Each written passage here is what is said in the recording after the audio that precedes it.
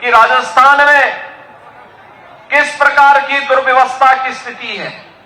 हर एक ओर लोगों में असुरक्षा का वातावरण, अराजकता, और ऐसे लगता है जैसे सरकार न होकर के कोई माफियागिरी पूरे राज्य के अंदर संचालित हो रही हो। भाइयों बहनों, 5 वर्ष राजस्थान के,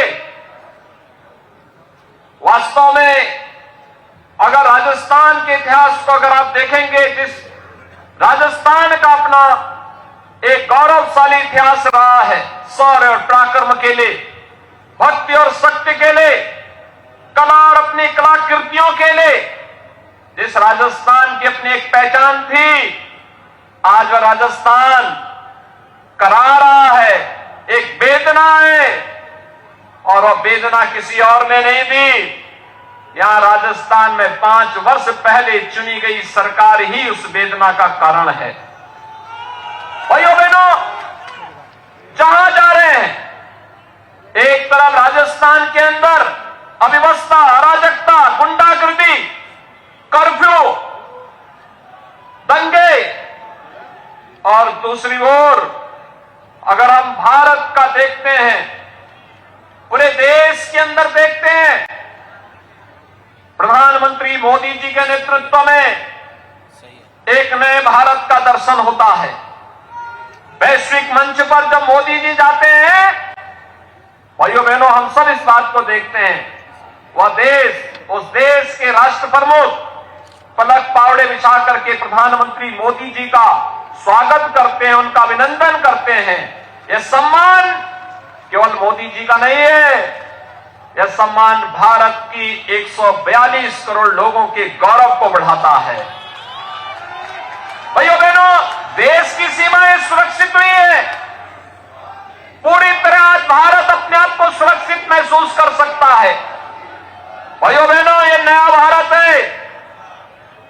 2014 के पहले जो घुसपैठ होती थी, जो आतंकी वारदात होती थी, ये पूरी तरह बंद हुआ है। 2014 के बाद आप देख रहे होंगे, ये नया भारत किसी को छेड़ता नहीं है, लेकिन अगर कोई छेड़ी देता है तो उसको छोड़ता भी नहीं है। ये नया भारत है, और इस नए भारत को हम सब महसूस कर रहे हैं। भाइयों बहनों, कांग्रेस ने समस्या दी, मोदी जी के नेतृत्व में नए भारत ने समाधान दिया। आतंकवाद की समस्या कांग्रेस की देन, लेकिन धारा 370 समाप्त करके उसका समाधान मोदी जी के द्वारा दिया गया। भाइयों बहनों, देश के अंदर नक्सलवाद कांग्रेस की देन, लेकिन नक्सलवाद की समस्या का समाधान गरीब कल्याणकारी योजनाओं के माध्यम से मोदी जी ने उसका समाधान दिया। कांग्रेस ने अलगाववाद दिया, मोदी जी ने कनेक्टिविटी के माध्यम से उसका समाधान दिया। कांग्रेस ने देश के अंदर गरीबी दी, अव्यवस्था दी, अविश्वास दिया। मोदी जी ने देश के अंदर सभी लोगों को समान सुविधा का अधिकार देकर के हर व्यक्ति के सम्मान की रक्षा की। तुष्टीकरण के नाम पर कांग्रेस ने जिस प्रकार की व्यवस्था फैलाई थी, हमें आश्चर्य होता है। 2014 के पहले कांग्रेस की सरकारें एक ही बात तो करती थी, एक ही बात कहती थी कि देश के संसाधनों पर पहला अधिकार मुसलमानों का। भाइयों बहनों, देश का नागरिक कहां जाएगा? एक गरीब कहां जाएगा? एक अनुसूचित जाति का व्यक्ति कहां जाएगा? हमारा वनवासी आदिवासी कहां जाएगा? पिछड़ी जाति का व्यक्ति कहां जाएगा? अन्नदाता किसान कहां जाएगा? युवा कहां जाएंगे? महिलाएं कहां जाएंगी?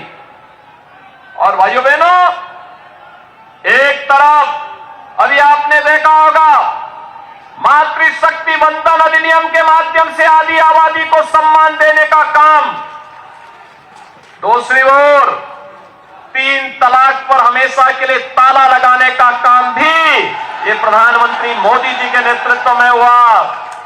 गरीबों के कल्याण के लिए चलने वाली योजनाएं किस रूप में प्रभावी ढंग से लागू हो रही हैं? कोई सोचता था 12 करोड़ गरीबों के शौचालय बनाए गए 9 वर्ष में? ये काम कांग्रेस भी 55 वर्ष के शासनकाल में कर सकती थी। 4 करोड़ गरीबों के आवास बने, ये काम कांग्रेस की सरकार भी कर सकती थी। और इसी माटी के सपूत केंद्रीय जल शक्ति मंत्री ने 7 करोड़ परिवारों को हर घर नल के माध्यम से शुद्ध आरओ का पानी पहुंचाने का काम देश के अंदर किया है। भाइयों बहनों, एक और चाहे वह उज्ज्वला योजना में 9 करोड़ 60 लाख परिवारों को फ्री में रसोई गैस के कनेक्शन की बात हो या सौभाग्य योजना में बिजली का कनेक्शन देने की बात, ये सभी कार्य बिना भेदभाव के हुए, क्योंकि मोदी जी ने कहा हम जाति मत और मजहब के आधार पर नहीं, हम इस देश के अंदर गांव के लिए, गरीब के लिए, किसान के लिए, नौजवान के लिए, महिलाओं के लिए, समाज के सभी तबके के लिए कार्य करेंगे। और इसके लिए उन्होंने नारा दिया, सबका साथ सबका, समग्र सोच है विकास की और सबकी सबका साथ लेकर के कैसे योजनाओं का लाभ देना है। 100 से अधिक लोक कल्याणकारी, गरीब कल्याणकारी योजनाएं इसके उदाहरण हैं।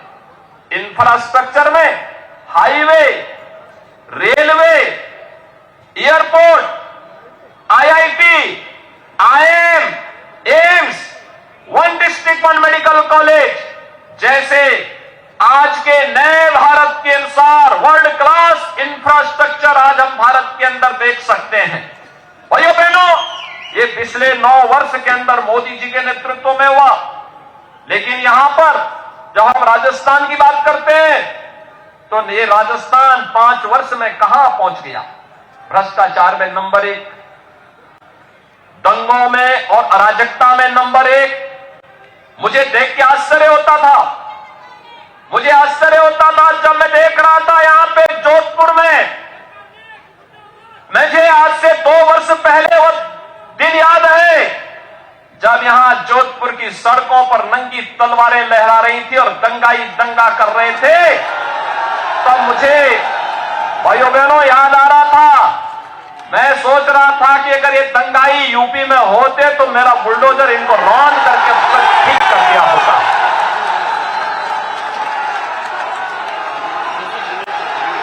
आप आश्चर्य करेंगे किस प्रकार का नंग तांडव था। यही जोधपुर के अंदर ही हम देख रहे थे और सरकार मौन थी। ये वोट बैंक के नाम पर अराजकता फैलाने की चोट कब तक होगी? और यही कहने के लिए आज भाइयों बहनों मैं आपके पास आया हूं कि राजस्थान में मौजूदा सरकार भाइयों बहनों ये सुरक्षा भी नहीं दे सकती, ये सम्मान भी नहीं दे सकती, गरीबों का कल्याण भी नहीं कर सकती, विकास की योजनाओं को भी लागू नहीं कर सकती और आपकी आस्था को भी सम्मान नहीं दे सकती। रामनवमी में यहां की सरकार रोक लगाती है। मैं जिस जिले में जाता हूं वहां पे किसी न किसी संत की हत्या हो चुकी होती है। इससे पहले पूज्य संतगण मिलते हैं, एक ही बात कहते हैं कि यहां हमारे एक संत की 2 महीने पहले, 6 महीने पहले, 1 वर्ष पहले उपद्रवियों ने हत्या कर दी। सरकार कोई सुनवाई करने को तैयार नहीं।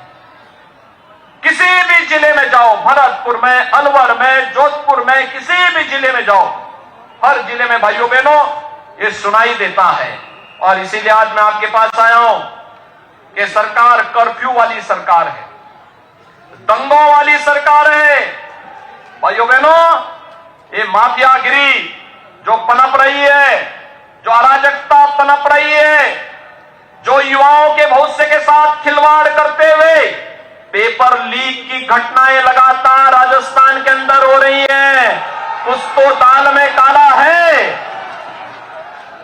आपका मैं अभिनंदन करूंगा कि लोकसभा चुनाव में आपने यहां पर श्री गजेंद्र सिंह शेखावत जी को इतना भारी बहुमत से जिताया। कि वह देश के अंदर जल शक्ति मंत्री बने और उस समय आपने कांग्रेस को पानी पिलाया था। और भाइयों बहनों, देश को जल तो गजेंद्र सिंह शेखावत जी अपनी योजना से पिला रहे हैं, लेकिन मेरा आपसे अनुरोध है, याद करना, आस्था का सम्मान केवल डबल इंजन की भाजपा की सरकार ही कर सकती है। आखिर कांग्रेस के लोग कहते थे ना, जो यहां पे हमारे वरिष्ठ नेता होंगे, 1980 के दशक में जब राम जन्मभूमि आंदोलन प्रारंभ हुआ था, तब नारा लगता था, राम लला हम आएंगे, मंदिर वहीं बनाएंगे। कांग्रेस के लोग हंसते थे ना उस समय, हंसते थे उस समय कांग्रेस के लोग, कहते थे ये कैसे होगा, ये कभी नहीं हो पाएगा। हम लोग कहते थे हमारा विश्वास है ये होगा। वे हंसते थे, लेकिन हमें विश्वास था। लेकिन उनको विश्वास दिलाने के लिए हमें कुछ दिनों के लिए नारा बदलना पड़ा था। हम लोगों ने तब कहा था, रामलला हम आएंगे, पहले गुलामी का ढांचा हटाएंगे। और गुलामी का ढांचा हटा ना, और गुलामी का ढांचा हटने के बाद फिर हम लोगों ने पुराना नारा दोहराया था, रामलला हम आएंगे, मंदिर वहीं बनाएंगे। आप मुझे बताओ, इसमें से यहां पे कितने लोग हैं जिनको विश्वास है कि अयोध्या में राम मंदिर का निर्माण हो रहा है? पूरा जोधपुर ही। और मुझे बताओ, 22 जनवरी 2024 को प्रधानमंत्री मोदी जी के कर कमलों से 500 वर्षों के बाद रामलला अपने भव्य मंदिर में विराजमान होंगे। आप में से कितने लोग हैं जो अयोध्या धाम आने के इच्छुक होंगे? भाइयों बहनों, वैसे गजेंद्र सिंह शेखावत जी ने आपके वहां पहुंचाने की व्यवस्था कर दी होगी, लेकिन मेरी एक अपील है आपसे। भारतीय जनता पार्टी ने प्रोफेसर महेंद्र सिंह राठौर को सरदारपुरा से, श्री देवेंद्र जोशी को सुरसागर से और श्री अतुल भंसाली को शहर विधानसभा क्षेत्र से अपना प्रत्याशी बनाकर के आपके बीच उतारा है। तीनों प्रत्याशी हैं। शेखावत जी का इन सबके साथ पूरा सहयोग और सानिध्य है। आप इनको अपना आशीर्वाद दीजिए। सब सहमत हैं?